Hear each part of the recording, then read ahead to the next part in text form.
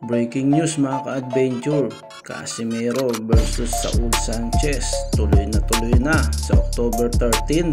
Ito nga po ay matapos i-announce ng TBP Promotion at gaganapin ng kanilang laban sa Yokohama Budokan sa Japan. Ini-expect na nga po ng karamihan na makakalaban ng ating pambato ay itong si Saul Sanchez ng Mexico. Si Saul Sanchez nga po ay lumalaban sa Super Bantamweight Division at nasa rank 24. Pag-alaman nga natin mga ka-adventure na nasa Bantamweight Division pa lang ang ating angas ng Pinas ay hinahamon na ito ni Saul Sanchez upang makipagbasagan ng muka, at kung magharap nga daw sila ni Cuadro Alas ay talagang patayan ang labanan at magiging basagan ng muka.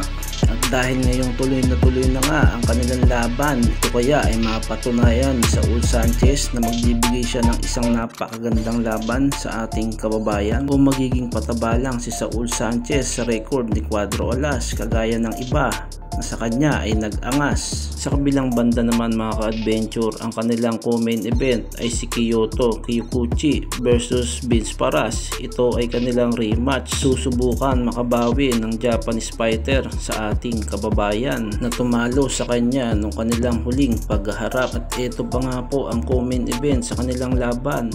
Ang laban ni Yukinori Oguni versus Philippus Nitumba na winasak lang pareho ng ating Cuadro Alas sa kanilang mga laban. Ikaw ka-adventure, ano sa tingin mo ang magiging resulta ng laban ni Cuadro Alas at ni Saul Sanchez? Makapalag kaya ang Meksikanong-Amerikano sa ating pambato? At yan na naman ang mundo ng boxing sa Pilipinas. Kung bago ka pa lang sa channel kong ito ay huwag mong kakalimutang mag-like, share, subscribe at pakihit na rin ang notification bell button para updated ka sa mga bago nating video. At ito ang ating boxing updates for today mga ka-adventure.